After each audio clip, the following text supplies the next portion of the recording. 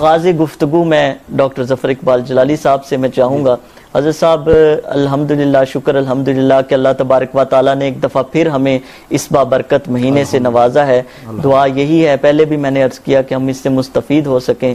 میں چاہوں گا کہ آج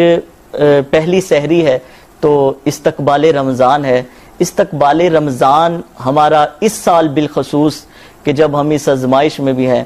کس طرح ہونا چاہیے رمضان شریف کا؟ ماشاءاللہ، میں جناب شکر گزار ہوں آپ کا اور عزیزم محمد طارق صدیقی صاحب کا کہ آپ جو ہے وہ روز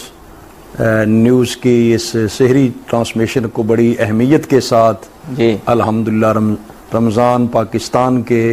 بابرکت اور بعظمت عنوان سے اس سال کرنے جا رہے ہیں. میں رمضان المبارک کی مبارک ساتیں آنے پر آپ ہر دو کو اور اس روز نیوز کی پوری ٹیم کو اور اس روز نیوز کی وساطت سے پوری ملت اسلامیہ کو تہ دل سے مبارکباد پیش کرتا ہوں اور دعا کرتا ہوں کہ رب ذوالجلال رمضان المبارک جو اپنے دامن میں بڑی رحمتیں، برکتیں اور بڑی عظمتیں لے کر تشریف لایا ہے، اللہ تبارک و تعالی ملت اسلامیہ کو اس کی رحمتیں، برکتیں ہر لحاظ سے حاصل کرنے اور پانے کی توفیق عطا فرمائے. آمین. رمضان المبارک چونکہ بڑے مشکل حالات میں اگرچہ آیا ہے، لیکن میں تو آج سے پہلے بھی یہ بات آپ کے پروگرام توبہ استغفار میں بھی کی ہے کہ رب تعالیٰ کی رحمتیں اتنی زیادہ ہیں، اس قدر ہیں، ہر چیز سے بڑھ کر رب تعالیٰ کی رحمت ہے. رب تعالیٰ کی رحمت کی جو وسعت ہے وہ کائنات کی ہر چیز سے زیادہ ہے. اس رحمت سے ہی ہمیں امید ہے.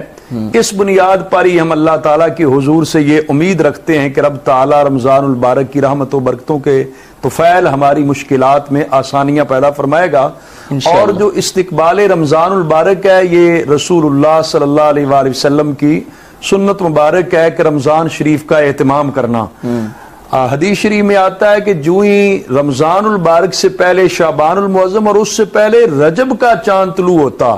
تو نبی کریم صلی اللہ علیہ وآلہ وسلم جو دعائے ارشاد فرمایا کرتے، اللہم بارک لنا فی رجب و شعبان وبلغنا رمضان، کہ اے اللہ ہمارے رجب میں بھی برکت پیدا فرما، ہمارے شعبان میں بھی برکت پیدا فرما اور ہمیں رمضان تک پہنچا. آقا حضور علیہ السلام کی یہ دعا کرنا رمضان کے شوق میں تھا کہ رمضان المبارک کی رغبت دلانے کے لیے کہ اگرچہ ابھی 2 مہینے ہیں، رجب گزرے گا، شعبان گزرے گا، لیکن پھر بھی رمضان کا تذکرہ 2 ماہ پہلے سے استقبال کیا جا رہا ہے. اور پھر جب شعبان المعظم آتا ہے تو سرکار دو عالم صلی اللہ علیہ وسلم کی زبان مبارک سے یہ کلمات نکلتے ہیں، شعبان و شہری و رمضان و شہر اللہ، کہ شعبان تو میرا مہینہ ہے اور رمضان اللہ کا مہینہ ہے. اب یہ ہیں تو سارے مہینے اللہ کے، محدثین کرام علیہم الرحمہ فرماتے ہیں سارے مہینے رب تعالیٰ کے ہیں. اب حضور علیہ السلام کا یہ فرمانا کہ رمضان شہر اللہ ہے، اللہ کا مہینہ ہے، یہ اسی طرح یہ جس طرح کے خانہ کعبہ شریف کو ہم بیت اللہ شریف کہتے ہیں، اگرچہ ساری مساجد ہی اللہ تعالیٰ کے گھر ہیں، لیکن اس گھر کو جو عظمت ہے وہ باقی گھروں کے لیے نہیں ہے. وہاں پر ایک رکعت نماز ادا کی جاتی ہے، رب تبارک و تعالیٰ 1,00,000 نماز کا ثواب عطا فرماتا ہے. ابھی تو وہ مہینہ بھی آ گیا ڈاکٹر صاحب کہ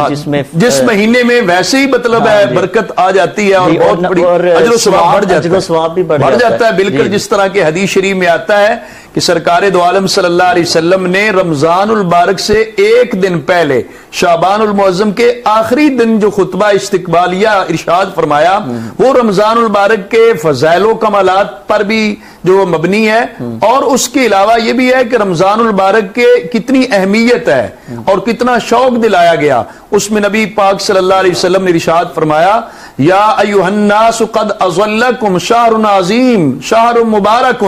شہر فی لیلۃ خیر من 1000 شہر، کہ اے لوگو تمہارے پاس وہ عظمتوں والا مہینہ سایہ فگن ہو گیا ہے اور پھر برکتوں والا مہینہ سایہ فگن ہو گیا، اور فرمایا ایسا مہینہ تمہارے پاس آ رہا ہے جس کی 1 رات ہی 1000 مہینے کی عبادت سے بہتر ہے. یہ حضور علیہ السلام نے رمضان المبارک کے استقبال میں یہ جملے ارشاد فرمائے کہ اس مہینے کو شہر عظیم بھی کہا، شہر مبارک بھی فرمایا، اور پھر اس کی 1 رات ایسی ہے جو 1000 مہینے سے بہتر قرار پاتی ہے، سبحان اللہ، وہ لیلۃ القدر کی رات ہے۔ تو اس میں آپ سمجھ سکتے ہیں کہ رمضان المبارک کتنی عظمتیں لے کر آیا، اور اسی میں تعارف کرواتے حضور علیہ الصلوۃ والسلام نے فرمایا یہ ایسا مہینہ ہے جس کے دن کا اللہ تعالیٰ نے روزہ فرض کیا ہے اور رات کا قیام مقرر کیا، لیکن اس کی فضیلت اور عظمت یہ ہے من تقرب فی بخصلۃ من الخیر کان کمن ادى فریضۃ فیما سوا، جو اس ماہ رمضان المبارک میں کوئی خیر کا کام کر لے گا جو نفلی عبادت میں سے ہوگا، رب تعالیٰ اپنے کرم سے نفل کا ثواب نہیں دے گا، فرض کا ثواب دے گا۔ ڈاکٹر ظفر جلالی صاحب، میں ایک بڑا پیچیدہ سا سوال آپ سے کرنے لگا ہوں، میرے نزدیک پیچیدہ ہے، آپ کے نزدیک تو نہیں ہوگا، کہ جب اللہ تبارک و تعالیٰ نے رمضان کا ذکر کیا تو اس کی رحمتوں اور برکتوں کا ذکر فرمایا، اور جب روزے کا ذکر کیا تو ایک فلسفہ جو ہے وہ سمجھایا گیا۔ تو مجھے یہ بتائیے کہ کیا اس کی اگر ہم تشریح کریں یا اس کی تفسیر جو ہے اس میں جایا جائے تو یہ بات سمجھ آتی ہے کہ جو روزہ رکھے گا وہ تو متقی اور پرہیزگار بن جائے گا، کیونکہ اس کا فلسفہ یہ ہے۔ اچھا، جو روزہ نہیں رکھ رہا وہ اس کو یہ مہینہ میسر آ گیا تو مطلب اس کی رحمتیں، اس کی برکتیں جو ہیں وہ صرف روزے دار پر نازل نہیں ہوں گی، وہ جس کا روزہ نہیں ہوگا اس کے اوپر بھی نازل ہو سکتی ہیں، وہ بھی سمیٹ سکتا ہے ان برکتوں کو۔ رمضان المبارک چونکہ رب تعالیٰ کا خاص مہینہ ہے اور رب تعالیٰ نے اسے رحمتوں برکتوں سے معمور کیا ہے جی، تو اس میں تو کوئی شک نہیں ہے کہ یہ ہر ایک کے لیے رحمت ہے، خواہ نیکوکار ہے خواہ گناہگار ہے،